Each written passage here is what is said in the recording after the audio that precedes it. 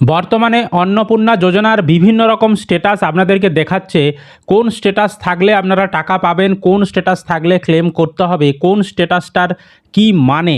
অনেকের অ্যাপ্রুভড, অনেকের for further verification, অনেকের আবার দেখাচ্ছে ফর ফার্দার ভেরিফিকেশন। শুধুমাত্র কারো আন্ডার এনকোয়ারি এএসডিডি দেখাচ্ছে, কারো রিজেক্টেড দেখাচ্ছে, মেবি ফিউচার ভেরিফিকেশন দেখাচ্ছে বা ফার্দার ভেরিফিকেশন দেখাচ্ছে। তারপর ব্যাঙ্ক ভ্যালিডেশন ফেল্ড দেখাচ্ছে। অনেকের আবার 10,000 টাকা ইনকাম দেখাচ্ছে, অনেকের 3টার বেশি রুম দেখাচ্ছে, অনেকের আবার নতুন ফর্ম ফিল আপ খুলে যাচ্ছে, মানে তার আবেদন করেছে অথচ নতুন করে ফর্ম ফিল আপ খুলে যাচ্ছে। অনেকের গভর্নমেন্ট এমপ্লয় দেখাচ্ছে, অনেকের ইনকাম ট্যাক্স পেই দেখাচ্ছে। তো এই সমস্ত বিষয়গুলো আমরা আজকের ভিডিওতে সহজভাবে বুঝিয়ে দেব। কি আপনাদেরকে বর্তমানে করতে হবে, কোন স্ট্যাটাসটা থাকলে টাকা পাবেন, কি করার পরে, বা কাদেরকে কোনো রকম কিছু করতেই হবে না, সমস্ত কিছু দেখতে থাকুন আজকের ভিডিওতে। তো অবশ্যই ভিডিওটি বেশি বেশি করে শেয়ার করে দেবেন, সকলে যাতে খবরটি জানতে পারে। আর এই ধরনের তথ্য আপডেটগুলো সবার আগে পেতে চ্যানেলটিকে সাবস্ক্রাইব করে রাখবেন। আর ফেসবুক থেকে যারা ভিডিওটি দেখছেন পেজটিকে অবশ্যই ফলো করে রাখতে ভুলবেন না। তো প্রথমে আমি আলোচনা করব আপনাদের যাদের অন্নপূর্ণা যোজনার স্ট্যাটাস চেক করার পর দেখাচ্ছে অ্যাপ্রুভড, তাদের জন্য খুশির খবর, আপনাদের টাকা ব্যাঙ্ক অ্যাকাউন্টে ঢুকে গেছে। আপনারা গিয়ে চেক করুন। অনেকে বলছে ঢুকেনি, তাদের অ্যাপ্রুভ দেখাচ্ছে। আপনাদেরকে বলবো, আপনার যদি একের বেশি ব্যাঙ্ক থাকে, যেই ব্যাঙ্কটাই ডিবিটি লিঙ্ক করা রয়েছে সেই ব্যাঙ্কটাতেই টাকা ঢুকেছে। তাই হয়তো আপনার অন্য ব্যাঙ্কটা আপনি চেক করছেন, যেই ব্যাঙ্কটায় টাকা ঢুকেছে সেটা আপনি চেক করেননি। তাই আপনাদেরকে বলবো যে যতগুলো ব্যাঙ্ক রয়েছে প্রতিটা ব্যাঙ্কে একবার গিয়ে চেক করুন, বা যেই ব্যাঙ্কটায় ডিবিটি লিঙ্ক করা রয়েছে সেই ব্যাঙ্কটায় গিয়ে চেক করুন, দেখবেন আপনার টাকা ব্যাঙ্ক অ্যাকাউন্টে ঢুকে গেছে যাদের অ্যাপ্রুভ এসেছে স্ট্যাটাসে। তারপরে দেখুন অনেকের লেখা আসছে ফর ফার্দার ভেরিফিকেশন, দিয়ে ব্যাকেটে লেখা আসছে আন্ডার এনকোয়ারি এএসডিডি। এর মানেটা কি? তো দেখুন, যাদের ফর ফার্দার ভেরিফিকেশন লেখাটা আসছে, এই ফার্দার ভেরিফিকেশন মানে হচ্ছে আপনার আরও ভেরিফিকেশনের প্রয়োজন রয়েছে, আপনার আরও যাচাই করা হবে। এবার আপনার একটি সমস্যা তারা ধরতে পেরেছে, সেই সমস্যাটির নিচে লেখা রয়েছে আন্ডার এনকোয়ারি বলে, দিয়ে এএসডিডি লেখা রয়েছে। এই এএসডিডিটা কি? এটা হচ্ছে এসআইআরের সময় দেখবেন প্রথমে একটা বাদের লিস্ট প্রকাশ করেছিল। এএসডিডির ফুল ফর্ম হচ্ছে অ্যাবসেন্ট, শিফটেড, ডেড, ডুপ্লিকেট। মানে কোনো ভোটার তিনি অ্যাবসেন্ট ছিলেন, সেই কারণে তার নাম বাদ গিয়েছিল। তারপর শিফট হয়ে গেছে, মানে এক স্থান থেকে অন্য স্থানে চলে গেছে। এছাড়াও ডেড মানে মৃত ভোটার। এছাড়াও ডুপ্লিকেট মানে একের অধিক বুথে তাদের নাম ছিল। এই ধরনের লিস্ট যে প্রকাশ করেছিল এসআইআরের সময়, সেই লিস্টে হয়তো আপনার নাম তারা খুঁজে পেয়েছে, সেই কারণে কিন্তু এএসডিডি লেখাটা এসেছে। এবার আপনার ধরুন এএসডিডি লিস্টে নাম নেই, অথচ ভুল করে এখানে এএসডিডিতে আপনার নাম এসেছে। সেক্ষেত্রে কিন্তু আপনি ক্লেমের আবেদন করবেন, তাহলে কিন্তু আপনার টাকা ঢুকে যাবে। বুঝতে পারলাম। ক্লেমের আবেদন কিভাবে করতে হয় সেই নিয়ে আমাদের চ্যানেলে ভিডিও দেওয়া রয়েছে, যারা দেখেননি দেখে নেবেন। আর আমি সম্ভব হলে আজকে আবার নতুন করে সন্ধ্যার সময় আমি ভিডিও বানিয়ে দেব নতুনভাবে কিভাবে আপনারা ক্লেমের আবেদন করবেন। তারপরে দেখুন অনেকের শুধুমাত্র ফর ফার্দার ভেরিফিকেশন লেখাটা আসছে নিচে, আর আন্ডার এনকোয়ারি বলে কোনো কিছু লেখা নেই, শুধুমাত্র ফার্দার ভেরিফিকেশন। তো এটার ক্ষেত্রে কোনো কিছু করার নেই। আপনার কী কারণে ওনারা ফার্দার ভেরিফিকেশন করবে সেটা ওখানে উল্লেখ করা নেই। আপনার পুনরায় আবারও ভেরিফিকেশন হবে বা আরও তথ্য যাচাই করা হবে। সেক্ষেত্রে শুধুমাত্র যাদের ফর ফার্দার ভেরিফিকেশন লেখাটা আসছে আপনারা অপেক্ষা করে থাকুন, এখন আপনাদেরকে কোনো কিছু করতে হবে না। এবার পরবর্তী সময়ে যদি আপনারা দেখেন আপনাদের স্ট্যাটাস পরিবর্তন হয়ে রিজেক্ট হয়ে গেছে, তখন আপনাদেরকে ক্লেম করতে হবে, আপনি যোগ্য হলে টাকা পাবেন। আর যদি দেখেন আপনার অ্যাপ্রুভ হয়ে গেছে, তখন জানবেন যে আপনার টাকা ঢুকে যাবে। যাদের শুধুমাত্র ফার্দার ভেরিফিকেশন লেখাটা এসছে তাদেরকে বললাম। তারপরে দেখুন অনেকের আসছে আন্ডার প্রসেস। আন্ডার প্রসেস মানে আপনাদের যে যাচাই পর্ব বলুন বা টাকা দেওয়ার প্রক্রিয়া বলুন, এই বিষয়টা এখন আন্ডার প্রসেসে আছে, মানে এখনও আপনাদের ভেরিফিকেশন কমপ্লিট হয়নি, বা আপনি যোগ্য না অযোগ্য সেটা এখনও বিচার করা হয়নি। সুতরাং যাদের আন্ডার প্রসেস লেখা আসছে, আপনারা ধরে নেবেন না যে আপনাদের আবেদন বাতিল হয়ে গেছে, বা আপনাদের আবেদন যে অ্যাপ্রুভ হয়ে গেছে সেটাও ধরা চলবে না। আপাতত এখন আপনাদেরকে অপেক্ষা করে থাকতে হবে। আন্ডার প্রসেস থাকলে কোনো কিচ্ছু করার দরকার নেই, অপেক্ষা করা ছাড়া। আপনাদের নেক্সট কি স্ট্যাটাসে আপডেট আসে সেটার উপর আপনাদেরকে মানে পুরোটাই নির্ভর করছে পরবর্তী স্ট্যাটাস কী আছে। যদি রিজেক্ট আসে তাহলে বাতিল, যদি আপনার অ্যাপ্রুভ আসে তাহলে আপনি টাকা পেয়ে যাবেন। সুতরাং যাদের আন্ডার প্রসেস লেখা আসছে তারা আপাতত অপেক্ষা করে থাকুন। তবে অনেকের আবার দেখতে পাচ্ছি আন্ডার প্রসেস লেখা আসছে, তার নিচে একটা মডিফাই অ্যাপ্লিকেশনের অপশান আসছে, মানে সংশোধন করার অপশান আসছে। যাদের এই ধরনের অপশান আসছে তাদের নিশ্চয়ই ফর্ম ফিল আপে কোনো একটা ভুল তারা করেছে, হয় নামের বানানে ভুল, হ্যাঁ, নয় মেল ফিমেলে ভুল, বা কোনো না কোনো তিনি ভুল করেছেন, ভোটার কার্ডের নাম্বারে ভুল বা আধার কার্ডের নাম্বারে ভুল, যা হোক তিনি একটা ভুল করেছেন। সেই কারণে ওনাকে আবার এডিট করার অপশান দেওয়া হয়েছে। তো ওনাকে কিন্তু ওই এডিট অপশানে ক্লিক করে কোথায় ভুল করেছে সেটা সংশোধন করে আপনাদেরকে সাবমিট করতে হবে। তবে এই মডিফাই অ্যাপ্লিকেশন সবার কিন্তু আসেনি, যাদের আসছে তাদেরকেই করতে হবে। যাদের এই মডিফাই অ্যাপ্লিকেশন আসছে না, অপশান আসছে না, তাদেরকে কিচ্ছু করতে হবে না, অপেক্ষা করে আপাতত বসে থাকুন যাদের আন্ডার প্রসেস রয়েছে।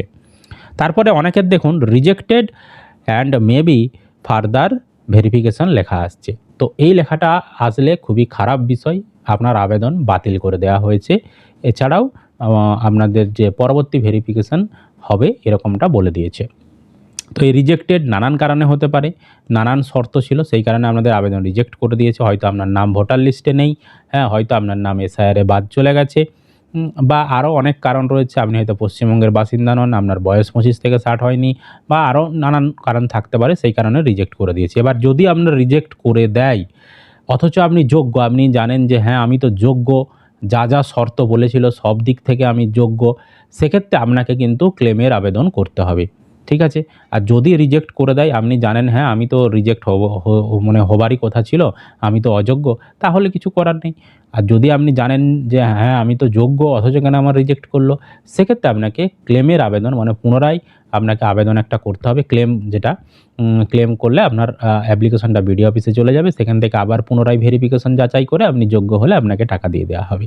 সুতরাং যাদের রিজেক্ট হয়েছে তারা কিন্তু যোগ্য হলে ক্লেমের আবেদনটা অবশ্যই করে দেবেন। তারপরে অনেকের দেখুন bank validation failure, error code 2, অনেকের ইরর কোড 1 এই ধরনের লেখা আসছে। এই লেখাটার মানে কি? এটার মানে হচ্ছে আপনার যখন ব্যাঙ্কটা ভেরিফিকেশন করছিল তখন ওখানে কিছু সমস্যা পেয়েছে।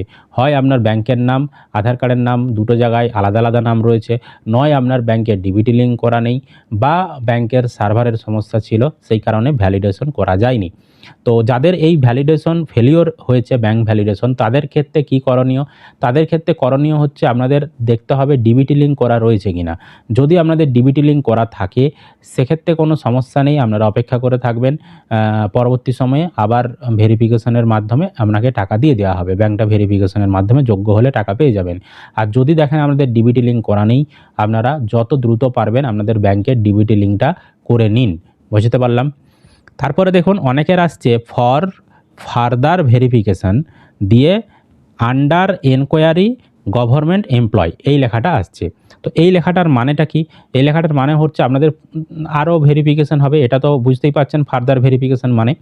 আর আন্ডার এনকোয়ারি দিয়ে নিচে গভর্নমেন্ট এমপ্লয় লেখা এসেছে, মানে ওনারা কিছু একটা মানে আপনাদের যে ফর্ম ফিল আপের বেসিসে একটা ওনারা সন্দেহ পেয়েছে যে আপনি মানে যে মেয়েটি আবেদন করেছে তার স্বামী বা পরিবারের কেউ গভর্নমেন্ট চাকরি করে, মানে সরকারি কোনো রকম চাকরি করে, সেই কারণে কিন্তু এই গভর্নমেন্ট এমপ্লয়ি এসেছে। অনেকে দেখেছি সিভিক ভলেন্টিয়ার, তাদের ক্ষেত্রে তাদের বউ তারা টাকা পায়নি, তাদের এরকম গভর্নমেন্ট এমপ্লয়ি এসেছে। আরও বিভিন্ন পেশার সঙ্গে যুক্ত শিক্ষক থেকে শুরু করে পোস্ট অফিসে পোস্টমাস্টার, আরও বিভিন্ন রকম রয়েছে, তো শিক্ষক, তাদের ক্ষেত্রে দেখা গেছে এরকম গভর্নমেন্ট এমপ্লয়ি লেখাটা এসেছে। তো এই গভর্নমেন্ট এমপ্লয়ের ক্ষেত্রে যদি সত্যিই চাকরি করে, পার্মানেন্ট চাকরি করে স্বামী, সেক্ষেত্রে তাদের স্ত্রীদেরকে কিন্তু টাকা দেবে না, ঠিক আছে। তো যাদের এরকম গভর্নমেন্ট এমপ্লয়ি এসেছে, যদি আপনার চাকরিটা কন্ট্রাকচুয়াল চাকরি হয়, পার্মানেন্ট চাকরি যদি না হয়, সেক্ষেত্রে আপনি কিন্তু একটা আবেদন করতেই পারেন, ক্লেমের আবেদন। বুঝতে পারলাম। আর যদি আপনার চাকরি পার্মানেন্ট চাকরি হয়ে থাকে সেক্ষেত্রে কিন্তু আপনাদের টাকা ঢুকবে না, মানে স্বামীরা চাকরি করলে স্ত্রীর কিন্তু টাকা ঢুকবে না। আর যে মেয়েটি আবেদন করছে অন্নপূর্ণা যোজনার, তিনি যদি নিজেই চাকরি করেন, স্থায়ী চাকরি, সরকারি চাকরি, সেক্ষেত্রেও কিন্তু তাদের টাকা ঢুকবে না। আর আরেকটা বিষয়, বেসরকারি যারা চাকরি করছে আমরা দেখেছি তাদের স্ত্রীদের কিন্তু টাকা ঢুকে গেছে। এবার পুরোটাই নির্ভর করছে ফর্ম ফিল আপের সময় আপনি যে অকুপেশন ছিল মানে জীবিকা, সেখানে আপনি কোন অপশানটা সিলেক্ট করেছিলেন তার উপর নির্ভর করছে। সেখানে part time job, government job, public sector job, এরকম নানান অপশান ছিল, আনএমপ্লয়েড। তো সেইখানে আপনি কোন অপশানটা সিলেক্ট করেছিলেন তার উপরে নির্ভর করছে আপনি টাকা পাবেন কি পাবেন না। তারপরে দেখুন অনেকের আসছে for further verification under enquiry pay income tax. এর মানে হচ্ছে আপনার পরিবারে কেউ ইনকাম ট্যাক্স দেয় ভারত সরকারকে, সেক্ষেত্রে আপনার টাকা ওই কারণে ঢোকেনি, পুনরায় ভেরিফিকেশান হবে। এবার সত্যিই যদি ইনকাম ট্যাক্স দেয় তাহলে তো টাকা পাবে না। আর যদি আপনার পরিবারে কেউ ইনকাম ট্যাক্স না দেয় তা সত্ত্বেও যদি এই লেখাটা আসে, সেক্ষেত্রে কিন্তু আপনি ক্লেমের আবেদন করে দেবেন।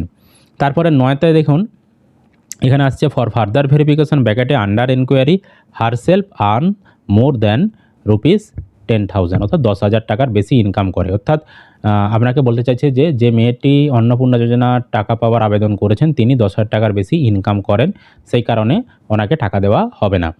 তো এরকম যদি আপনাদের আসে, আপনারা নিজেরা এবার একটু দেখবেন যে সত্যিই কি আপনি 10,000 টাকার বেশি ইনকাম করেন মাসে। যদি করেন না তা সত্ত্বেও এই লেখাটা আসে, সেক্ষেত্রে আপনারা একটা ক্লেমের আবেদন করে দেবেন যে আমি 10,000 টাকার বেশি তো ইনকাম করি না, তা সত্ত্বেও কেন আমার এরকম লেখাটা আসলো, পুনরায় যাচাই করুন, এরকম রিমার্কে লিখে আপনারা একটা ক্লেমের আবেদন করে দেবেন। তারপরে 10 নম্বরে দেখুন ফর ফার্দার ভেরিফিকেশন ব্যাকেটে under enquiry more than 3 rooms in urban area. এই লেখাটা যদি আপনাদের আসে, এটার মানে হচ্ছে আপনি হচ্ছে আরবান এরিয়াতে বসবাস করেন। আরবান মানে হচ্ছে পৌরসভা এরিয়া, এছাড়াও কর্পোরেশন এরিয়া, এইগুলো পড়ছে। গ্রামের এরিয়া কিন্তু পড়ছে না আরবান মানে। তো আপনারা ওই পৌরসভা বা কর্পোরেশন এলাকায় বসবাস করেন এবং আপনাদের 3টার বেশি রুম রয়েছে, আপনারা ফর্ম ফিল আপের সময় ইয়েস করেছিলেন, সেই কারণে আপনাদের কিন্তু টাকা ঢোকেনি। এবার আপনি যদি গ্রামীণ এলাকায় বসবাস করেন, মানে আপনি ফর্ম ফিল আপের সময় সেখানে ধরুন ভুল করে আরবান সিলেক্ট করে দিয়েছেন, অথচ আপনি রুরাল এরিয়ায় বসবাস করেন, আপনার ভুলের জন্য বা আপনার মানে সত্যিকারেরই 3টার বেশি রুম নেই, আপনি হয়তো ভুলবশত 3টার বেশি রুম যে অপশানটা ছিল সেখানে ইয়েস অপশানে আপনি সিলেক্ট করে দিয়েছেন। সেক্ষেত্রে যদি আপনার এটা ভুলবশত হয়ে থাকে, মানে আপনার সত্যিই মানে আপনি যোগ্য, 3টার বেশি রুম নেই বা আপনার আরবান এরিয়ায় নয় রুরাল এরিয়ায় বাড়ি, তা সত্ত্বেও যদি এরকম লেখা আসে, সেক্ষেত্রে আপনি ক্লেমের আবেদন করুন, তাহলে কিন্তু আপনি টাকা পেয়ে যাবেন। আর সত্যিই যদি আপনি আরবান এরিয়ায় বসবাস করেন, মানে পৌরসভা বা কর্পোরেশন এরিয়া, এবং আপনার সত্যিই যদি 3টার বেশি রুম থেকে থাকে, সেক্ষেত্রে কিন্তু কোনো কিছু করার নেই, কারণ সরকার তো শর্ত বেঁধে দিয়েছে, শর্ত না পালন করলে আপনারা টাকা পাবেন না। তারপর অনেকের দেখুন নতুন করে ফর্ম খুলে যাচ্ছে, তারা অনলাইন আবেদন করেছিল কিন্তু যখন স্ট্যাটাস চেক করছে তখন নতুন করে তাদের ফর্ম ফিল আপের পেজ খুলে যাচ্ছে, মানে নতুন অ্যাপ্লিকেশন করতে বলছে, তাদের কোনো রকম স্ট্যাটাস দেখাচ্ছে না। দেখুন এটা আসার অনেকগুলো কারণ হতে পারে। এক হচ্ছে ওনাদের সার্ভারের সমস্যার জন্য, এছাড়াও আরেকটা কারণ হতে পারে আপনি যে মোবাইল নাম্বারটা দিয়ে আবেদনটা করেছিলেন অন্নপূর্ণা যোজনার, সেই মোবাইল নাম্বারটা হয়তো আপনার মনে নেই, আপনি অন্য মোবাইল নাম্বার দিয়ে স্ট্যাটাস চেক করছেন, সেই কারণে নতুন ফর্ম ফিল আপ খুলে যাচ্ছে। এছাড়াও অনেকের এরকম হতে পারে আপনি হয়তো ফর্ম জমা দিয়েছিলেন অফিসে কিন্তু অনলাইনে আবেদন করেননি, এবার আপনি যখন অনলাইনে স্ট্যাটাস চেক করতে যাচ্ছেন তখন নতুন ফর্ম ফিল আপ খুলে যাচ্ছে। তার মানে হচ্ছে আপনি যে ফর্মটা অফিসে জমা দিয়েছিলেন সেই ফর্মটা দেখে অফিস থেকে কিন্তু এন্ট্রি করেনি, সেই কারণে আপনার কিন্তু এভাবে স্ট্যাটাস দেখা যাচ্ছে না। ঠিক আছে? তো সেক্ষেত্রে কিছু করার নেই। আপনাদের যদি আবেদন করা হয়ে থাকে, যদি আপনার কাছে সত্যিই রিসিভ কপি থেকে থাকে, তাহলে কিন্তু আপনাকে কোন মোবাইল নাম্বার দিয়ে আপনি আবেদন করেছিলেন সেটা মনে করে সেই মোবাইল নাম্বার দিয়ে স্ট্যাটাসটা চেক করতে হবে। আপনি হয়তো ভুল মোবাইল নাম্বার দিয়ে স্ট্যাটাস চেক করছেন, সেই কারণে আপনার স্ট্যাটাস দেখাচ্ছে না। আর যারা অনলাইনে আবেদন করেননি, শুধুমাত্র অফিসে ফর্ম জমা দিয়েছিলেন, তারা কিন্তু একবার যেই অফিসে ফর্ম জমা দিয়েছিলেন সেখানে যোগাযোগ করুন, ওনারা কেন এন্ট্রি করেনি ওনাদের কাছে গিয়ে জানুন। বোঝাতে পারলাম? তো প্রতিটা স্ট্যাটাসে আশা করি আপনাদেরকে আমি বোঝাতে পেরেছি। এর বাইরে আর যদি কারো নতুন কোনো স্ট্যাটাস আসে, অবশ্যই সেটা আপনারা কমেন্ট করে জানাবেন, আমরা সেই স্ট্যাটাসগুলো নিয়েও ভিডিও বানিয়ে দেব। আর আপনার কোন স্ট্যাটাস রয়েছে কমেন্ট করে জানিয়ে দেবেন। ভিডিওটি বেশি বেশি করে শেয়ার করে দিন, সকলে যাতে এই গুরুত্বপূর্ণ খবরটি জানতে পারে। আর এই ধরনের তথ্য আপডেটগুলো সবার আগে পেতে চ্যানেলটিকে সাবস্ক্রাইব করে রাখবেন, আর ফেসবুক পেজটিকে অবশ্যই ফলো করে রাখতে ভুলবেন না।